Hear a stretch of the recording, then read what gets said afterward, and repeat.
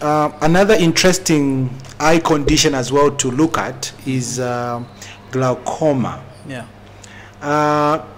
In your line of work, because obviously you have 10, I think almost over 10 years in terms of experience when it comes to eye hospital, workplace and environment as a pharmacist.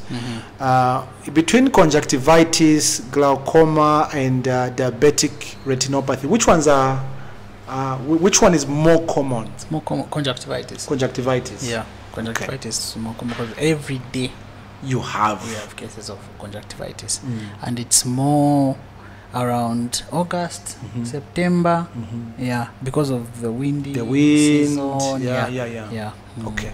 I think it's important that in the last episode we discussed conjunctivitis, and if you didn't see the last episode, go back and see what we discussed regarding conjunctivitis. Today we're going to be looking at glaucoma.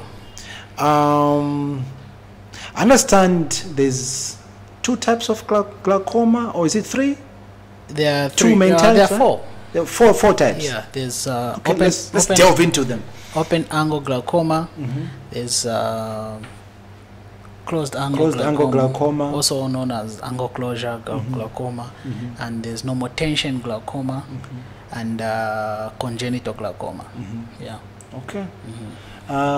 In terms of maybe just to go a little bit back, what in terms of the definition of glaucoma, what basically is the right definition of what glaucoma is? It's basically a condition that affects the optic nerve by increasing your intraocular pressure. So the intraocular pressure is got a direct effect on the optic nerve. So yeah, so when you have glaucoma that is not controlled, there's gradual destruction of the optic nerve, damage to the optic nerve. So meaning you start losing your vision. So now that we've established the definition, I think we were talking about closed angle glaucoma and open angle glaucoma. Just like in a nutshell what these 2 are, and maybe what the differences between the 2. So the open angle glaucoma is when there's gradual increase in the intraocular pressure. Yes. Then the closed angle is the sudden increase, like you don't have the condition. It's just like quick. Yes, it's just that. Yeah, that's quick. Of course, there's more detail to that, but to the layman, that's. I think that's a. What would you think causes such a variation or difference, like where there's a sudden just increase in the pressure, and for someone whereby it will take time, maybe 5 years, 10 years, there's that gradual pressure building up in the. So mostly it's most people, like especially like the gradual, it's genetic, where your great grandparents had glaucoma, your grandparents, your parents, and it may even show in your offsprings. Yeah, so that's the most common because it's on the genes, so you're prone to having it. So at some point in your life it will start. Then the other one, it may caused by external factors. Yeah, like you develop a tumor, there's a pressure on the optic nerve, then you develop glaucoma like that. Obviously, when it comes to glaucoma, there's a lot of, I can say, maybe misunderstanding surrounding that condition of the eye, because most people think that once you have glaucoma, then obviously it's definitely you're going to get blind. Is that always the case? No, it's not always the case, because the baseline to preventing you going blind is you controlling the pressure. So the pressure has to be controlled. You have to have regular checkups. They have to do scans to see the damage that is on the optic nerve, then and see how they're able to control the damage from causing blindness. And also there's a surgical procedure that you can do in severe cases. Okay. Yeah, it's called trabeculectomy. Yeah. Okay. In terms of the symptoms, when it comes to glaucoma, do they differ whether it's open or closed, or the symptoms normally they're just like the same? Most symptoms are the same. Most symptoms are the same. Yeah, you just start gradual loss of vision. Yeah, you have blind spot. Some people, they say, I'm just seeing smoke. I'm just blurred vision. Yes, I'm just seeing smoke, blurred vision, like floaters. Yeah. So those are the common things and mostly it comes with a lot of headaches. Headaches, yes.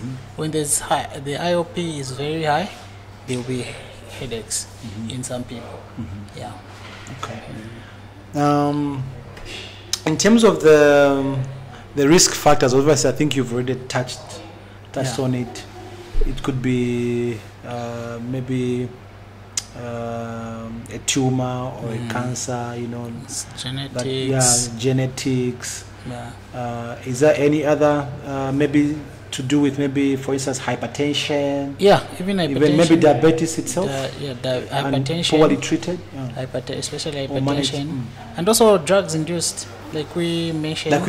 Yeah. Steroids are also culprits of because they cause a rise in the intraocular pressure leading to steroid induced glaucoma. Yeah. And then in terms of treatment as well, what medications do we mostly use in the treatment of glaucoma? We have a variety. We have beta blockers. We have what are those? Prostaglandin analogs. Okay. Prostaglandin analogs like latanoprost. Latanoprost, yes. I think that one is very common. Yeah, latanoprost. I won't mention the common brands because they're not paying us. And also Timolo on the beta blockers. Yes. Timolo is also used, and also there's carbonic anhydrase inhibitors like acetazolamide, dorzolamide, brinzolamide. All those are used in the treatment, and also brimonidine. Yeah, brimonidine was also used, and also which other one have I forgotten? Yeah, I mentioned latanoprost. There's also bimatoprost in the same group, travoprost. Yeah, those ones. Yeah, so a regular checkup is very, very key to controlling damage to the optic nerve, especially if you see that there is a trend of this disease in your family. Yeah, so if you notice that you have glaucoma, make sure you have your children checked as soon as possible. Yeah, like a gradual, just a routine, a deliberate move to have your eyes checked, because it may just come as a surprise when you're not ready. In which age group is glaucoma more prominent, or mostly adults above 60? Adults above 60, it's there. It's most common. Why do you think it's so? I'm not sure why, but the statistics show that in that age group there's but nowadays it's almost in everyone, because even congenital glaucoma, you see it in babies. The babies that is born few months, they have congenital glaucoma, and most of the time they have to go and do the trabeculectomy to drain the excess fluid in the eyes to prevent damage. And so most common in ages, but even in these other ages like 20s, 30s, 40s, you see it there. Okay. What I didn't talk about was the diagnosis. Diagnosis. How to diagnose?